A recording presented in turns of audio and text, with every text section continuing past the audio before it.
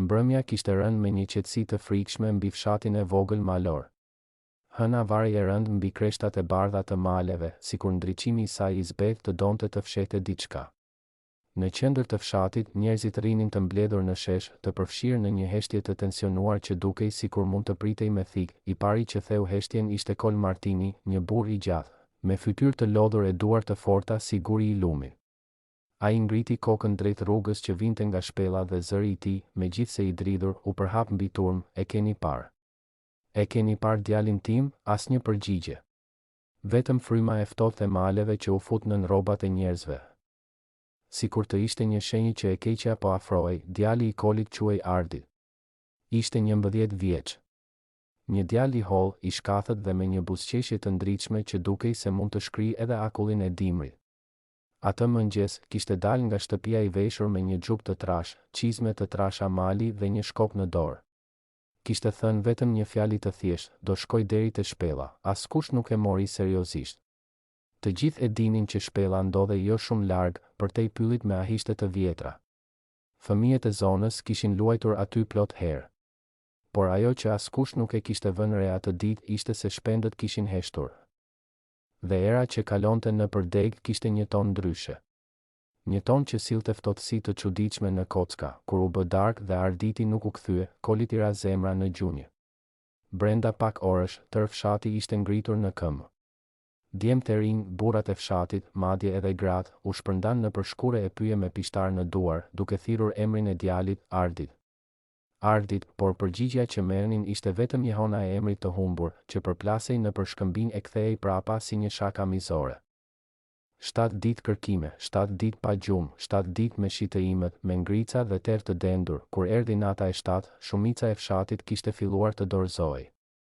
Njerëzit nuk donin ta thoshin me zë, por të gjithë e kishin në mendje. Një fëmijë nuk mbijeton aq gjatë vetëm në male, pa ushqim e pa stre, por në mesnatën e asaj nate, kur qiriu i fundit po shuante në shtëpinë e Kolit, një zhurmë e lehtë trokiti në derë. Një trokitje e vakët, si ajo e një fëmije që nuk ka më fuqi të qëndrojë në këmbë. Koli hapi derën me duar që i dridheshin. Dhe aty, përballë tij, në dritën e zbethë të hënës, qëndronte Arditi. Në fillim, Koli nuk e besoi. Mendoi se po ëndërronte. Djali ishte i lagur, i mbuluar me balë dhe gjurmë gërvishtjesh. Por nuk ishte kjo ajo që ia ngriu frymën në gjoks. Ishte shikimi, sytë e Arditit nuk ishin më ata të djalit të tij. Ato ishin më të errët, më të thellë, si dy puse pa fund. Nuk shfaqnin asnjë emocion, as frikë, as gëzim. Vetëm një boshësi e akullt që të fuste tmerr në shpirt. Babi, tha ai me një zë që nuk i ngjante më. Koli e përqafoi, por në trupin e djalit kishte diçka tjetër. Një të ftohtë të pazakont, si të përqafoje një trup që sapo ishte ngritur nga dheu. Ditët që pasuan nuk ishin më të zakonshme në atë fshat të qetë. Në fillim, njerëzit u gëzuan për kthimin e djalit. Por gëzimi u shua shpejt. Djali që ishte kthyer nuk ishte më Arditi që njihnin, ai nuk fliste shumë. Kalonte orë të tëra duke parë nga dritarja, drejt pyllit, pa lëvizur as qerpikët. Ndonjëherë, natën, dëgjohej të fliste me vete, me një zë të thellë që dukej sikur nuk dilte nga goja e tij e vogël. Disa nga fshatarët betoheshin se kishin parë hijen e tij në pyll edhe pse ai ishte në shtëpi. Nëna e tij, Liria, filloi të frikësohej. Një natë e gjeti djalin në mes të dhomës, në këmbë, me sytë e hapur, duke përshpëritur fjalë që nuk ishin në asnjë gjuhë që ajo njihte. Ishte si një lutje e përmbysur. Një këngë që të ngrinte qimet përpjet. Pas 3 ditësh, në fshat filluan të ndodhnin gjëra që askush nuk dinte si t'i shpjegonte. Lopët filluan të sëmureshin. Qend nuk afroheshin më te shtëpia e Kolit. Madje edhe zogjtë e malit, që çdo mëngjes mbushnin ajrin me cicërimat e tyre, kishin heshtur. Nëna e Arditit filloi të ftohej. Fytyra i zbehej çdo ditë më shumë, sikur një dorë e padukshme po i pinte ngadalë jetën. Koli kërkoi ndihmën e plakës së fshatit, një gruaje të moshuar që gjithë jetën kishte jetuar me rrëfime e shenja. Plaka u fut në shtëpi dhe vetëm një shikim ia mjaftoi që të ndalej. Ky, tha ajo me zë të dridhur. Ky nuk është më biri yt, askush nuk donte ta besonte. Por fjalët e saj përhapën frikë në çdo qoshe të fshatit. U fol për shpella të mallkuara, për shpirtëra të humbur që enden në thellësi të tokës, për krijesa që marrin fytyrat e njerëzve e dalin në botën e gjallë. Koli nuk donte të dëgjonte. Ishte baba i Arditit dhe nuk pranonte që ai fëmijë të mos ishte i tij. Por brenda vetes diçka e shqetësonte. Një natë, teksa po flinte, u zgjua nga një frymë e ftohtë që i mbuloi fytyrën. Kur hapi syt, Arditi ishte ulur mbi shtrat duke e parë drejt në sy. Ti, tha djali me një zë që dukej sikur vinte nga thellësitë e tokës. Nuk je më babai im. Në atë moment, Koli e kuptoi çfarëdo që kishte hyrë në trupin e djalit. Nuk ishte më ai. Në fshat filluan të ngriheshin legjenda të vjetra që dikur ishin përshpëritur në net dimri. Për një shpellë që kishte gojë e që përbinte shpirtëra. Për një vend ku koha ndalej dhe ai që hynte nuk dilte më i njëjti, një burr i moshuar, Marashi, tregoi diçka që shumë e kishin harruar. Në atë shpellë, vite më parë, është zhdukur edhe një vajzë. Dhe kur e gjetën, ajo nuk foli më kurrë.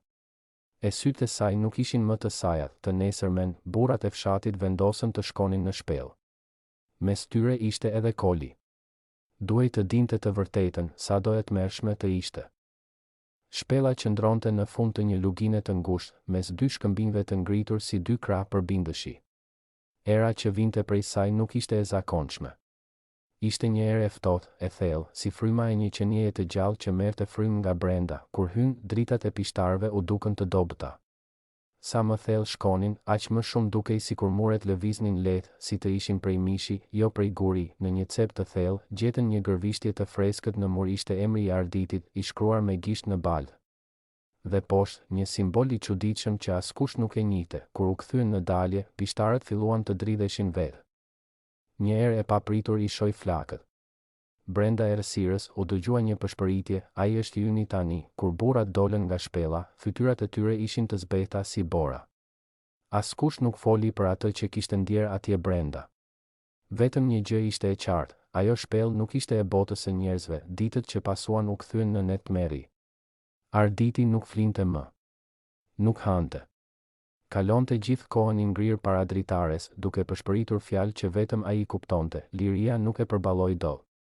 Një natë, me lot në sy, i u lut Kolit, ky nuk është më djali ynë.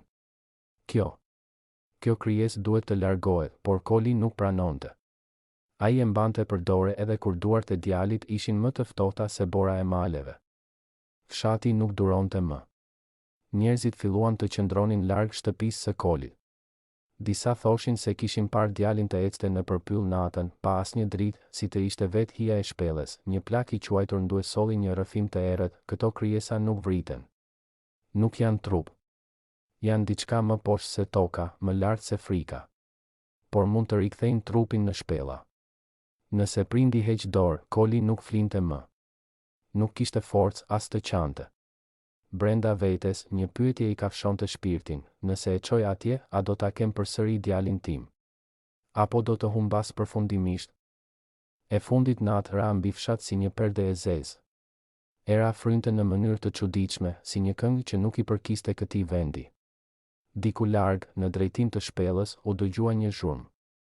Dhe Arditi, që s'kishte lëvizur prej ditësh, u ngrit pa pritur në këmbë. Është koha, tha ai me një zë që nuk ishte më fëmijë. Pa pritur asgjë, nisi të ecë drejt pyllit. Koli e ndoqi. Dëgjonte hapat e tij të vegjël që nuk bënin asnjë zhurmë mbi gjethet e thata. Shpella i priste si një gojë që do përpinte gjithçka. Kur arritën para saj, Koli ndjeu një forcë që e tërhoqi nga brenda. Nuk ishte fryma e tij, ishte fryma e diçka tjetër, ose e jep. Përshpëriti një zë i thellë që nuk kishte gojë, ose e humbet për jetë. Koli nuk dinte nëse ajo ishte një ëndër, një makt apo një realitet që njeriu nuk duhet ta shihte kurrë. Por aty, përpara atij zgavre të errët, ku sytë e djalit shkëlqenin si të një qenieje tjetër, ai e kuptoi se çfarë do të thoshte të jesh baba. Në një akt që nuk do të harrohej kurrë në atë fshat, ai e përqafoi djalin fort, dhe me sytë e mbushur me lot tha, Ardit. Nëse je diku aty brenda, lufto. Djali e pa drejt në sy. Për një sekond të vetme, ai shikim bosh u drodh. Dhe më pas. Shpella ra në heshtje. Të nesërmen, fshatarët gjetën vetëm Kolin në hyrje të shpellës. I shtrirë, me duar të ngrira, por me një fytyrë që nuk kishte më frikë. Djali nuk u pa më kurrë, por legjenda nuk u shua. Disa betoheshin se netëve me hënë të plot, në pyll dëgjohej zëri i Arditit duke përshpëritur fjalët e shpellës, dhe shpella qëndronte aty, e hapur, e qetë, sikur të priste viktimën e radhës. Nëse edhe ju apo dikush që njihni keni përjetuar histori të ngjashme dhe dëshironi ta ndani me ne në mënyrë anonime, mund të na shkruani në faqen tonë. Ne jemi këtu për t'i dhënë zë atyre që janë heshtur për vite me radhë. Historitë tuaja kanë rëndësi, dhe kur tregohen, ato mund të bëhen shpresë për dikë tjetër që është ende në errësirë. Mos harroni të bëni like në këtë video nëse ju prek, të lini një koment me mendimin tuaj dhe të abonoheni në kanalin ton për më shumë histori reale, të forta dhe të papërpunuara nga jeta në Shqipëri. Ne postojmë çdo ditë në orën 6 të mbasdites dhe çdo video është një dritare drejt një historie që meriton të dëgjohet. Faleminderit që qëndruat me ne deri në fund. Ju presim në videon e radhës.